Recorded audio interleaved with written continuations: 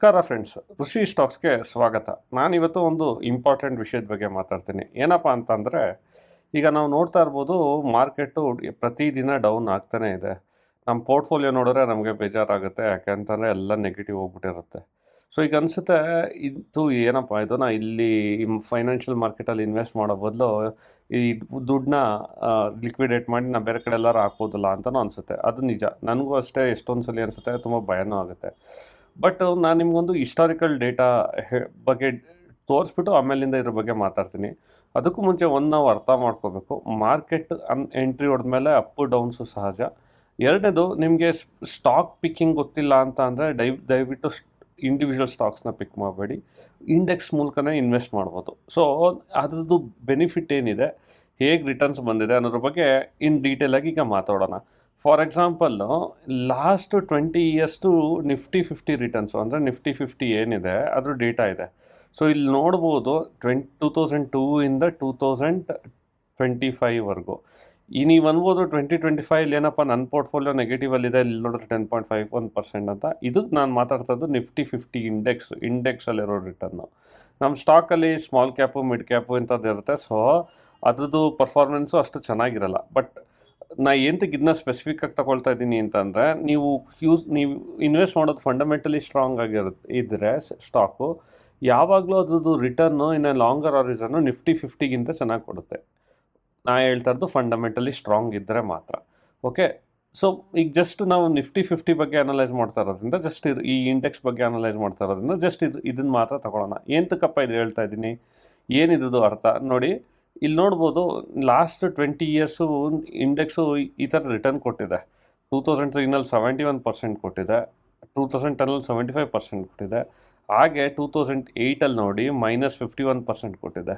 ಇದರ ಅರ್ಥ ಏನಪ್ಪ ಅಂತಂದರೆ, ಇದು ಪೀರಿಯಡ್ ಇರುತ್ತೆ, ಆ ಪೀರಿಯಡಲ್ಲಿ ಅಪ್ ಆಗುತ್ತೆ, ಡೌನ್ ಆಗುತ್ತೆ. 2008ಅಲ್ಲಿ ನಿಮಗೆ ಲೆಮನ್ ಬ್ರದರ್ ಬ್ಯಾಂಕ್ ಕ್ರೈಸಿಸ್ ಆಗಿತ್ತು. ಸೊ ಆಗ ಮಾರ್ಕೆಟ್ ಫುಲ್ ಕ್ರ್ಯಾಶ್ ಆಗಿತ್ತು.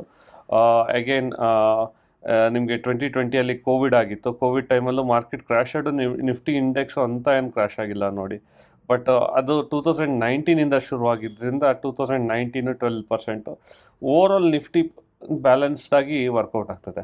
ಸೊ ನಾನೀಗ ಇದ್ರ ಬಗ್ಗೆ ಮಾತಾಡ್ತಾ ಇದ್ದೀನಿ ಅಂತ ಅಂದರೆ, ಈಗ ಒಂದು SIP ಕ್ಯಾಲ್ಕುಲೇಟರ್ ತಗೊಳ್ಳೋಣ. SIP ಕ್ಯಾಲ್ಕುಲೇಟರ್ ಅಂತ ಅಂದರೆ, ಫಾರ್ ಎಕ್ಸಾಂಪಲ್ ನಿಮಗೆ ಪ್ರತಿ ತಿಂಗಳು ಒಂದು 25,000 ಇನ್ವೆಸ್ಟ್ ಮಾಡ್ತೀರಾ ಅಂತ ಅಂದ್ಕೊಳ್ಳಿ. 25,000 ಅದು ಎಷ್ಟು ರಿಟರ್ನ್ ಎಕ್ಸ್ಪೆಕ್ಟ್ ಮಾಡ್ತೀರಾ? 12% ಎಕ್ಸ್ಪೆಕ್ಟೇಷನ್ ಇಟ್ಕೊಂಡು ಇನ್ವೆಸ್ಟ್ ಮಾಡ್ತೀರಾ ಅಂದ್ಕೊಳ್ಳಿ. 12% ಇದು ಮಿನಿಮಮ್ಮು ನಿಫ್ಟಿ 50ಯಲ್ಲಿ ಇನ್ವೆಸ್ಟ್ ಮಾಡಿದ್ರೆ. ಅದರದ್ದು ಪ್ರೂಫು ತೋರಿಸ್ತೀನಿ ಹೇಗೆ ಅಂತ.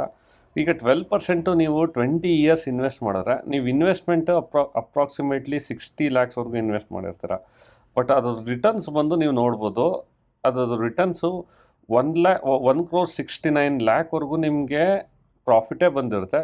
ಪ್ಲಸ್ 60 lakhs ಎಷ್ಟಿದ್ರೆ ನಿಮ್ದು ಅಪ್ರಾಕ್ಸಿಮೇಟ್ಲಿ ಟೋಟಲ್ ವ್ಯಾಲ್ಯೂ 2 crores ಆಗೋಗುತ್ತೆ 20 ಇಯರ್ಸು. ಸೊ ನನ್ನ ಏಜ್ ಬಂದು 24 ಆಗಿತ್ತು ಅಂತಂದರೆ, ನೆಕ್ಸ್ಟು 44 ಇಯರ್ಸ್ವರೆಗೂ ನಾನು 25,000 ಇನ್ವೆಸ್ಟ್ ಮಾಡ್ಕೊತಾ ಹೋದರೆ, ಬೈ ಎಂಡ್ ಆಫ್ 44 ಇಯರ್ಸ್ ನಂತರ 2 crores ವ್ಯಾಲ್ಯೂ ಅಷ್ಟು ಅಸೆಟ್ ಇರುತ್ತೆ.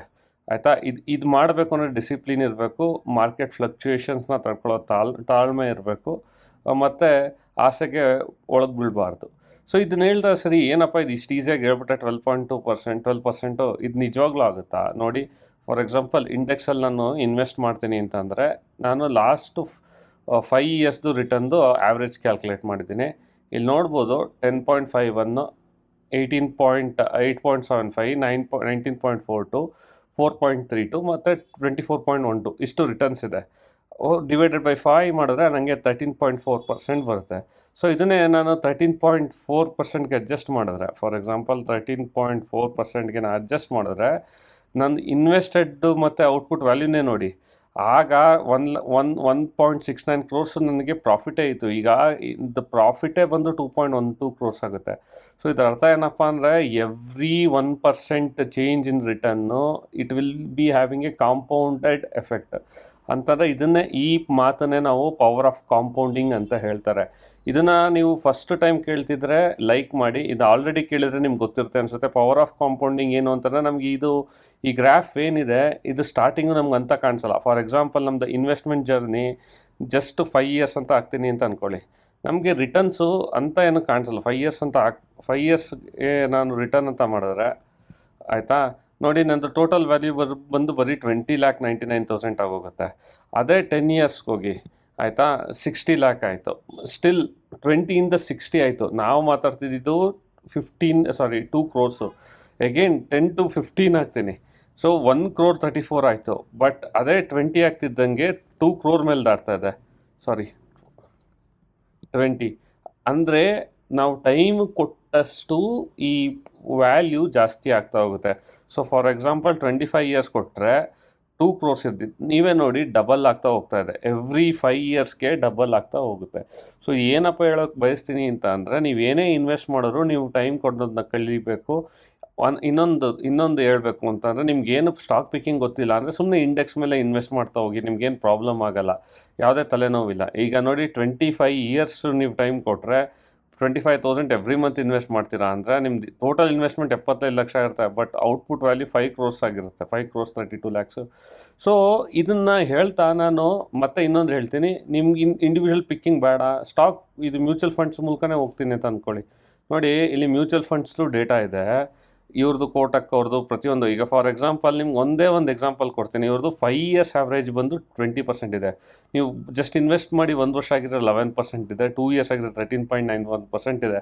ಅಂದರೆ ಇನ್ ಕೇಸು 20% ಏನಾರ ನೀವು ರಿಟರ್ನ್ಸ್ ಬಂತು 5 ಇಯರ್ಸ್ ಅಥವಾ 10 ಇಯರ್ಸ್ ತಗೊಳ್ಳೋಣ, ಇವ್ರದ್ದು ಫಂಡಲ್ಲಿ ನೀವು ಪ್ರತಿ ವರ್ಷ 18% ಅಂದರೆ ಆಫ್ಟರ್ 10 ಇಯರ್ಸ್ ನಿಮ್ಗೆ 18% ರಿಟರ್ನ್ ಬಂದಿದೆ ಅಂತ ಇಮ್ಯಾಜಿನ್ ಮಾಡ್ಕೊಳ್ಳಿ. 10 ಇಯರ್ಸು 18% ಅಂದರೆ ನೀವು ಇನ್ವೆಸ್ಟ್ ಮಾಡಿದ್ದು 30 lakhs ಆಗುತ್ತೆ. ಅದ್ರ ಟೋಟಲ್ ವ್ಯಾಲ್ಯೂ ಬಂದು 77 lakh ಆಗುತ್ತೆ. ಇದೇ ಥರ 18%ನ ಇನ್ನೊಂದು ಸ್ವಲ್ಪ ನಾನು ಇನ್ನೂ ವ್ಯಾಲ್ಯೂ ರಿಡ್ಯೂಸ್ ಮಾಡ್ತೀನಿ. ಇನ್ ಕೇಸ್ ಇದನ್ನು 16% ಮಾಡಿಬಿಟ್ಟು 20 ಇಯರ್ಸ್ಗೆ ಮಾಡ್ತೀನಿ. ಅಂದರೆ ಜಸ್ಟ್ ಕಾಂಪೌಂಡಿಂಗೋಸ್ಕರ, ಯಾಕಂದರೆ as and when value changes. ನೋಡಿ 16% ಆಗ್ತಿದ್ದಂಗೆ 2 crores ಇದ್ದಿದ್ದು 3 crores ರಿಟರ್ನ್ ಆಗುತ್ತೆ. ಆಯಿತಾ? ಸೊ ಹೇಳೋದಿಷ್ಟೇ, ನೀವು ಇಂಡಿವಿಜುವಲ್ ಸ್ಟಾಕ್ ಪಿಕ್ಕಿಂಗ್ ಗೊತ್ತಿಲ್ಲ ಅಂದರೆ ನೀವು ಮ್ಯೂಚುವಲ್ ಫಂಡ್ ಮೂಲಕ ಇನ್ವೆಸ್ಟ್ ಮಾಡ್ಬೋದು, ಇಂಡೆಕ್ಸ್ ಫಂಡ್ ಮೇಲೆ ಇನ್ವೆಸ್ಟ್ ಮಾಡ್ಬೋದು. ಓನ್ಲಿ ಪಾಯಿಂಟ್ ಇಸ್ ನೀವು ಟೈಮ್ ಕೊಡೋದನ್ನ ಕಲಿಬೇಕು. ನೀವು ಟೈಮ್ ಕೊಟ್ಟರೆ ನಿಮ್ಮದು ಪೋರ್ಟ್ಫೋಲಿಯೋ ತುಂಬ ಚೆನ್ನಾಗಿ ಬೆಳೆಯುತ್ತೆ.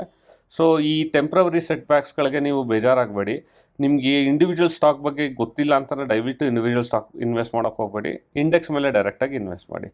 ಇಷ್ಟನ್ನು ಹೇಳ್ತಾ ನಾನು ಈ ವಿಡಿಯೋನ ಎಂಡ್ ಮಾಡ್ತೀನಿ. ನಿಮಗೆ ಈ ವಿಡಿಯೋ ಇಷ್ಟ ಆಗಿದ್ರೆ ಲೈಕ್ ಸಬ್ಸ್ಕ್ರೈಬ್ ಮಾಡಿ. Thank you.